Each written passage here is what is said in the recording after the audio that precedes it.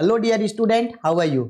आज के इस वीडियो में हम पढ़ने वाले हैं क्लास 12 बिजनेस स्टडी का चैप्टर नंबर 4 जिसका नाम है नियोजन। इस वीडियो में मैं आप लोगों को इस चैप्टर का सब्जेक्टिव क्वेश्चंस को बताऊंगा। इस चैप्टर के सबसे इंपॉर्टेंट सब्जेक्टिव क्वेश्चंस को बताऊंगा जो एग्जाम के पॉइंट ऑफ व्यू से इंपॉर्टेंट है, और साथ ही साथ उन सबके आंसर को इस तरीके से एक्सप्लेन कर दूंगा आप लोगों को जिससे आप लोगों को एक ही बार में ये पूरा चैप्टर कंप्लीट हो जाएगा। एक भी क्वेश्चन आप लोगों को रट्टा मारने का जरूरत नहीं है, बस आप लोगों को ध्यान से देखना है, हर चीज को नोट डाउन करना है, कॉन्सेप्ट को क्लियर करना है।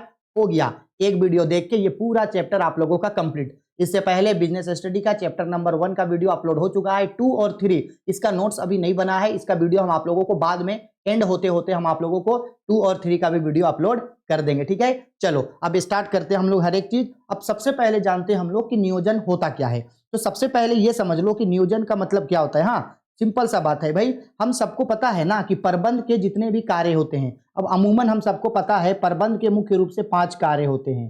प्रबंध के कार्य, अमूमन प्रबंध के कितने कार्य होते हैं सर जी? 5 कार्य होते हैं। ठीक है, कौन कौन सा होता है वो 5 कार्य? तो सबसे पहला प्रबंध का कार्य होता है, हम लोगों को पता है, नियोजन करना। ये प्रबंध का पहला कार्य है। दूसरा कार्य होता है संगठन करना। ठीक है, संगठन करना। इसके बाद तीसरा कार्य है हम लोगों का नियुक्तिकरण करना, नियुक्तिकरण करना। चौथा कार्य है हम लोगों के लिए निर्देशन करना, और ये निर्देशन के अंदर 5 और निर्देशन के अंदर जो है वो और 4 कार्य आता है, तो इसको हम लोग आगे पढ़ेंगे। और 5वां कार्य होता है हम लोगों का नियंत्रण करना।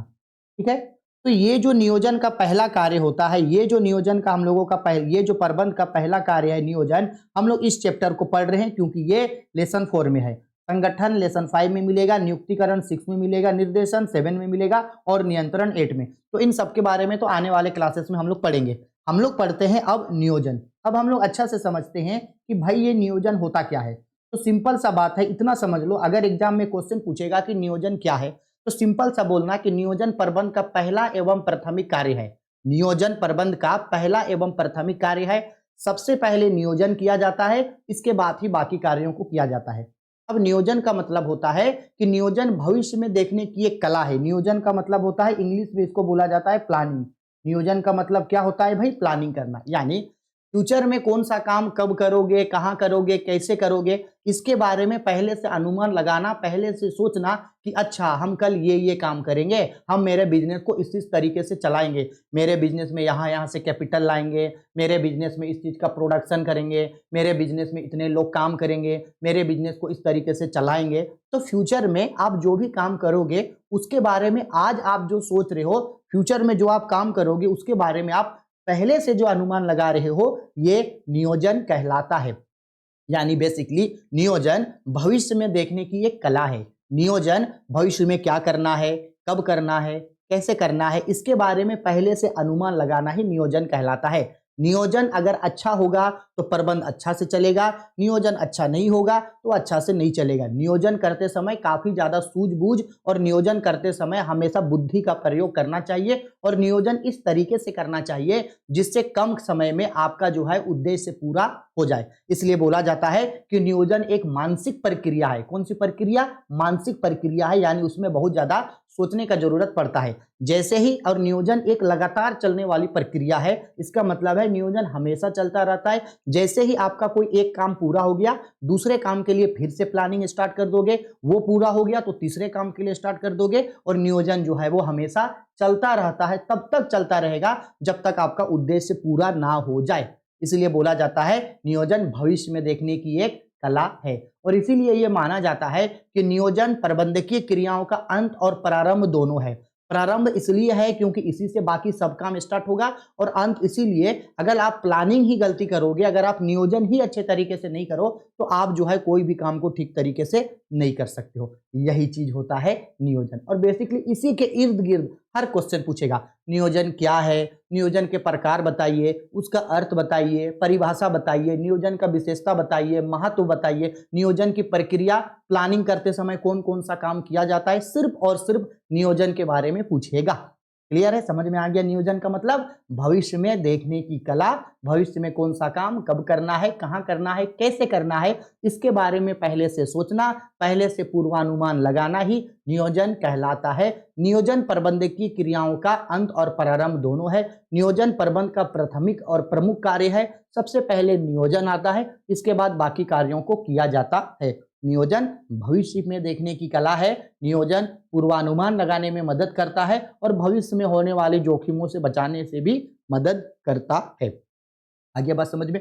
नियोजन कभी भी भूतकाल के लिए जो चीज हो गया है उसके लिए नियोजन नहीं किया जा सकता है, नियोजन फ्यूचर के लिए किया जा सकता है। हम 1 मिनट बाद क्या करेंगे, 1 घंटा बाद क्या करेंगे, 1 दिन बाद क्या करेंगे, 1 सप्ताह बाद क्या करेंगे, मतलब फ्यूचर में जो करेंगे उसके लिए नियोजन कर सकते हैं। जो चीज बीत गया यानी पास्ट और प्रेजेंट, इसके लिए प्लानिंग नहीं कर सकते हैं, प्लानिंग कर सकते हैं हम लोग फ्यूचर के लिए। आई बात समझ में? ठीक है सर जी, चलो अब इसका डायरेक्ट हम लोग क्या करते हैं, क्वेश्चन आंसर इसका स्टार्ट करते हैं। देखो ठीक है, अच्छा से समझना।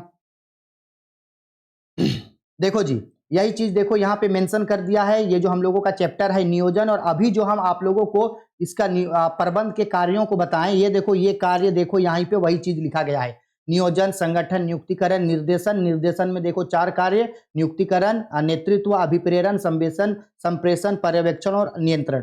हमको ये सब नहीं जानना है अभी, हमको सिर्फ जानना है नियोजन, और ये हम लोगों का सबसे पहला और सबसे इंपॉर्टेंट क्वेश्चन इस पूरे चैप्टर का। हाँ जी, क्वेश्चन क्या है, नियोजन क्या है, इसका अर्थ एवं परिभाषा बताइए। बोल रहा है नियोजन क्या है और अर्थ और परिभाषा। तो हम बोले हैं जब कभी भी आपको परिभाषा मांगेगा, डेफिनेशन मांगेगा, तो आप हमेशा किसी साइंटिस्ट के रिगार्डिंग, किसी अर्थशास्त्री या किसी प्रबंध शास्त्री के रिगार्डिंग उसके नाम को डील करना। अब देखो अभी जो हम आपको प्रबंध के बारे में बताएं, देखो वही चीज यहाँ पे थ्योरी में मेंशन है। बोल रहा है नियोजन प्रबंध का प्राथमिक कार्य होता है। नियोजन प्रबंध का प्राथमिक कार्य यानी पहला कार्य होता है, बिल्कुल सही। भविष्य में कौन सा कार्य कब, कहां तथा कैसे करना है, इसके बारे में पहले से अनुमान लगाना ही नियोजन कहलाता है। भविष्य में कौन सा काम कब, कहां और कैसे करेंगे, इसके बारे में पहले से अनुमान लगाना, पहले से सोचना ही नियोजन कहलाता है। नियोजन भविष्य में देखने की एक कला है, बिल्कुल सही। नियोजन के द्वारा हम लोग फ्यूचर कास्टिंग होते हैं, फ्यूचर फोरकास्टिंग होते हैं। भविष्य में कौन काम करना है उसके बारे में अनुमान लगाते हैं। यह एक सतत प्रक्रिया है। सतत मतलब निरंतर चलने वाली प्रक्रिया, यानी हमेशा नियोजन चलता रहेगा, खत्म कभी नहीं होगा। आपका उद्देश्य है तो नियोजन होगा। नियोजन एक बौद्धिक प्रक्रिया होती है क्योंकि इसके लिए बुद्धि का प्रयोग किया जाता है। बौद्धिक मतलब बुद्धि वाला। नियोजन के लिए बहुत ज्यादा सोचना पड़ता है, क्योंकि अगर नियोजन ही आप गलत कर दोगे तो आपका पूरा संगठन खत्म हो जाएगा, वो काम आप कर ही नहीं पाओगे अगर नियोजन ही गलत किए। इसीलिए उसके लिए सोचना पड़ता है। नियोजन किसी भी संगठन के उद्देश्य प्राप्ति में महत्वपूर्ण भूमिका निभाती है। बिल्कुल सही, जो भी उद्देश्य है उसको पूरा करने में महत्वपूर्ण भूमिका निभाती है। नियोजन का संबंध भविष्य से होता है, बिल्कुल, क्योंकि नियोजन भविष्य की ओर देखता है। आया समझ में? ठीक है सर जी, चलो आगे देखो। अब इसी को अगर आपको और बड़ा करना है नियोजन को, तो लिख सकते हैं नियोजन प्रबंधकीय क्रियाओं का प्राथमिक कार्य होता है। सबसे पहले नियोजन किया जाता है, इसके बाद ही प्रबंध के अन्य शेष कार्यों को किया जाता है। आपको अगर इसको बड़ा करके लिखना है आप लिख सकते हो। अब नियोजन की परिभाषा, क्योंकि क्वेश्चन में परिभाषा बोला तो हम फिर से समझा दे रहे हैं। जब कभी भी परिभाषा बोलेगा तो हेडिंग लिखे नियोजन की परिभाषा। अब आपको साइंटिस्ट के रिगार्डिंग याद रखना होगा, और ये एमसीक्यू में भी पूछता है, तो याद रखना कि किसने क्या कहा था। तो देखो, एक हमारे जो प्रबंध शास्त्री हैं एलेन, एलेन ने क्या कहा था, नियोजन भविष्य को पकड़ने के लिए बनाया गया एक पिंजड़ा है।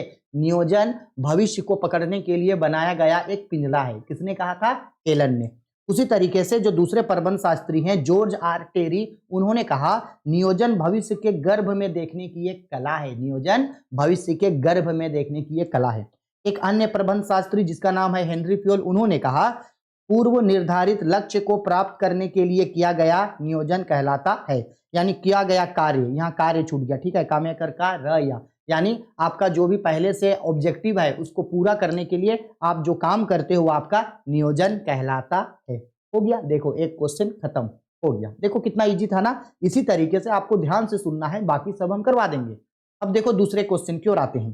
सेकंड क्वेश्चन में हम लोगों को ये बोल रहा है नियोजन की लक्षण, प्रकृति एवं विशेषताओं को बताइए। एक ही चीज होता है, लक्षण बोले, प्रकृति बोले या विशेषता बोले, सबका मतलब है वो वही बोल रहा है कि नियोजन का विशेषता बताइए। तो देखो लिखा नियोजन की विशेषताएं निम्नलिखित है। आपको सबसे पहले इसका पॉइंट याद कर लेना है कि नियोजन का क्या क्या विशेषता होता है, पॉइंट। अब नियोजन का देखो सबसे पहला विशेषता होता है प्राथमिक कार्य। नियोजन प्रबंध का प्राथमिक कार्य होता है, यानी पहला कार्य होता है। अब इसको डील करो, आप अपने हिसाब से इसको डील करो, जरूरी नहीं है कि हम जैसे लिखें वैसे, आपको जैसा लिखना है लिखो, बस आपको पॉइंट याद रखना है, ठीक है। प्राथमिक कार्य में क्या बोले, नियोजन प्रबंध का प्रमुख एवं प्राथमिक कार्य होता है। किसी भी कार्य को करने से पहले नियोजन किया जाता है।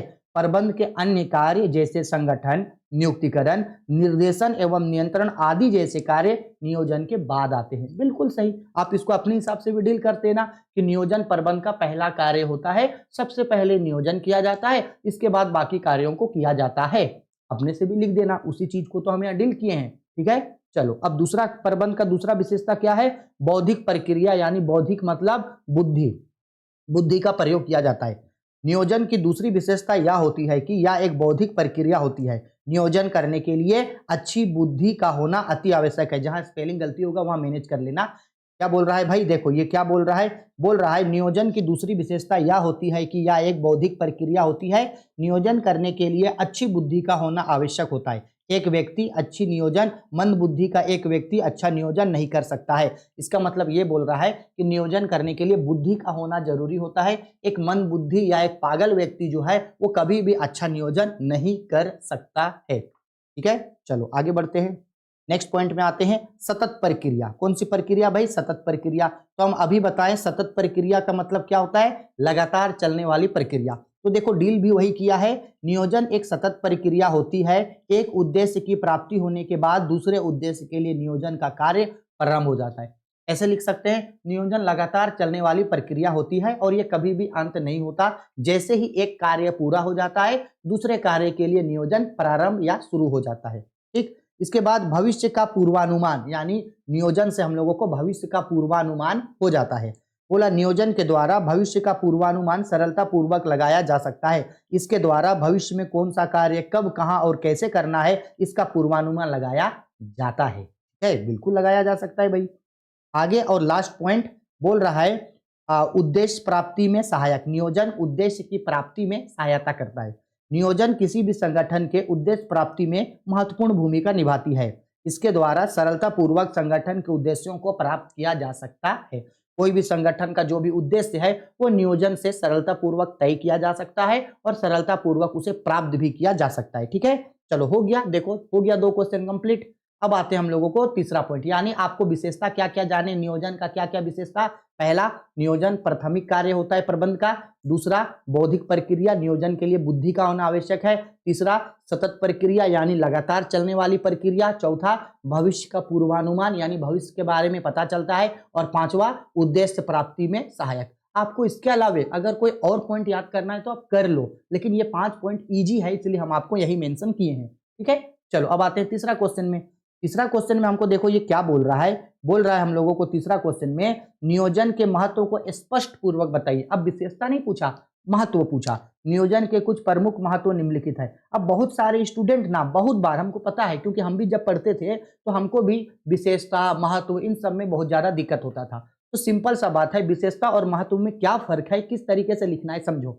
ये मेरे पास एक मोबाइल फोन है, क्या है मेरे पास मोबाइल फोन। इस मोबाइल फोन का क्या फीचर्स है, फीचर्स का मतलब है विशेषता। इस मोबाइल फोन का क्या फीचर है। अब आप बोलोगे सर फीचर बोले तो जैसे फीचर्स में आप क्या बोलोगे, इसका हम बोलेंगे इसका जो कैमरा है वो 50 मेगापिक्सल का है, ये एमुलेट डिस्प्ले है, स्क्रीन टच है, 6 इंच का इसका डिस्प्ले है, ठीक है, 5000 mAh का बैटरी है इसका। ये सब इसका फीचर है। क्या है इसका फीचर। अब पूछेंगे इसका इंपॉर्टेंस यानी महत्व, इसका यूज क्या है। तो बोलेंगे इसका महत्व है कि वीडियो देखने का काम आता है, पढ़ने का काम आता है, कॉल करने का काम आता है, वीडियो रिकॉर्डिंग का काम आता है, फोटो खींचने का काम आता है, फोटो देखने का काम आता है। तो ये इसका महत्व है। विशेषता अलग चीज होता है और महत्व अलग चीज होता है। आई मेरी बात समझ में, ठीक है। इस तरीके से इसको समझना, विशेषता मतलब उसका क्वालिटी, महत्व मतलब आपको उससे क्या मिलेगा, ठीक है। तो सेम यहाँ वही बोल रहा है कि नियोजन का क्या महत्व है, यानी नियोजन आप क्यों करोगे, आपको उससे क्या मिलेगा। तो बोला नियोजन के कुछ प्रमुख महत्व निम्नलिखित है। हम यहाँ पे डील नहीं किए हैं, यानी इस पॉइंट को लिखे नहीं आगे। आपको अगर डील करना होगा तो डील आप कर सकते हो। सबसे पहला विशेषता होता है भविष्य के जोखिमों को कम करना। नियोजन अगर आपका सही होगा तो आपको भविष्य का पूर्वानुमान लग जाएगा कि भविष्य में आपको कौन सा काम करना है। ऐसे में आपको भविष्य के जोखिमों का पता चल जाएगा। अब जिस चीज से आपके बिजनेस को लॉस होगा या जिस चीज से आपके बिजनेस को रिस्क होगा, आप उसको नहीं करोगे या कम कर दोगे। दिशा प्रदान करना, इसका मतलब है आपका जो डायरेक्शन है, आपका जो काम करने का तरीका है वो सुधर जाएगा अगर प्लानिंग रहेगा। जैसे मान लो एग्जाम के लिए अभी 2 महीना समय बचा है, तो आपको अच्छे तरीके से प्लानिंग करना होगा कि हम हर दिन कौन कौन सा सब्जेक्ट पढ़ेंगे, अकाउंट्स का किस तरीके से तैयारी करेंगे, बिजनेस स्टडी का किस तरीके से तैयारी करेंगे, इकोनॉमिक्स का, कंप्यूटर साइंस का कैसे तैयारी करेंगे। आप एक प्लानिंग की तरफ से चलोगे, प्लानिंग बन गया और आप उसको फॉलो करोगे। ठीक है। इसके बाद व्यवसाय के उद्देश्यों को प्राप्त करना, आपका जो भी उद्देश्य है, व्यवसाय का जो भी उद्देश्य है उसको प्राप्त करने में ये सहायता करता है। इसके बाद नियंत्रण में सहायता, अगर आपका नियोजन अच्छा रहेगा तो बेकार की चीजों को आप नियंत्रित कर सकते हो। जैसे मान लो अभी आपका उद्देश्य क्या है, 12th का तैयारी अच्छा से करना और एग्जाम में अच्छे नंबर से पास होना। अब आपको जो भी चीज पढ़ाई करने से रोकेगा, आप उसको अपने आप कंट्रोल कर दोगे और उस काम को आप नहीं करोगे। ठीक है। हानिकारक कार्यों को कम करना, और नियोजन जो है हानिकारक या बेमतलब का जो काम होता है उसको कम कर देता है। ठीक है, आया भाई? चलो ठीक है। अब आगे इसको देखो, ये 4 क्वेश्चन यहाँ पे पूछा गया है और चारों क्वेश्चंस को एक ही तरीके से, लेकिन एक ही चीज है लेकिन अलग अलग तरीके से बोल रहा है। नियोजन की सीमाओं को बताइए, नियोजन के प्रमुख समस्याओं को बताइए, नियोजन के बाधाओं को बताइए, या नियोजन करते समय किन किन बातों को ध्यान में रखना आवश्यक होता है। एक्चुअल में ये सभी चीज आपको एक ही चीज बोल रहा है, सबका आंसर सेम होगा। जब आप नियोजन करते हो, प्लानिंग करते हो, तो कौन कौन सा लिमिटेशंस होता है, कौन कौन सा चीज को देख के नियोजन करना चाहिए, तो ये नियोजन का सीमा है। हम यहाँ पे पॉइंट को डील नहीं किए, आप चाहे तो अगर एग्जाम में ये 5 नंबर का पूछेगा तो पॉइंट को डील कर देना। ठीक है, अब हम डील करना भी सिखा रहे हैं। बोला गलत पूर्वानुमान, कौन सा पूर्वानुमान? गलत। अगर नियोजन गलत तरीके से किया जाएगा तो नियोजन जो है वो खत्म हो जाएगा। अच्छा, जाहिर सी बात है कि अगर आप फ्यूचर के बारे में प्लानिंग करोगे तो वो काम उसी तरीके से हो, ऐसा जरूरी है? नहीं जरूरी है। समझ में आ रहा है? तो गलत पूर्वानुमान नहीं होना चाहिए, या लिमिटेशन है। अधिक समय लगना, और लिमिटेशन है इसका कि बाधा है इसका कि प्लानिंग करने में जो है वो बहुत ज्यादा समय लगता है। यानी हम लोग हर चीज के लिए जो है वो तुरंत ही जो है वो प्लानिंग नहीं करते हैं, क्योंकि प्लानिंग के लिए सोच समझ के करना है। एक बार प्लानिंग हो गया उसके बाद वो काम स्टार्ट हो जाता है, इसलिए प्लानिंग में अच्छा खासा समय लगता है। इसके बाद तीसरा है अधिक लागत अथवा अधिक खर्चीला। हाँ भाई, प्लानिंग जो है थोड़ा अधिक खर्चीला होता है, क्योंकि प्लानिंग के लिए जो है वो पैसा खर्च करना पड़ता है। अधिक कठोर, रीडिंग होता है, बिल्कुल प्लानिंग जो है वो रीडिंग होता है। लिमिटेशन है, रीडिंग होना नहीं चाहिए लेकिन ये रीडिंग होता है। ठीक है। इसके बाद मानव वैज्ञानिक बाधाएं, मेंटल बैरियर्स भी होता है। ठीक है, कि आप अच्छे तरीके से नियोजन कर पाओगे नहीं कर पाओगे, ये होगा वो होगा, बहुत ज्यादा मेंटल प्रेशर होता है। बाहरी पर्यावरण से प्रभावित होना, हाँ बिल्कुल बाहरी पर्यावरण से प्रभावित होता है। हम आपको बोलते हैं, सपोज कर लो कि अभी आप पढ़ रहे हो, पूरा मन लगा के पढ़ रहे हो, अचानक अगर आपको बाहर से कोई आवाज दे दिया तो तुरंत आप पढ़ाई छोड़ करके वहां भाग जाओगे। आपको पढ़ रहे हैं और अचानक कोई बाहर से आवाज दे दिया, माँ बुला ले, पापा बुला ले, कोई भी बुला ले, आप तुरंत चले जाओगे। तो बाहरी पर्यावरण से जो है आप बहुत ज्यादा इफेक्ट होते हो, प्लानिंग भी इफेक्ट होता है। आया समझ में सर जी? ठीक है, चलो आगे। इंपॉर्टेंट क्वेश्चन है ये भी।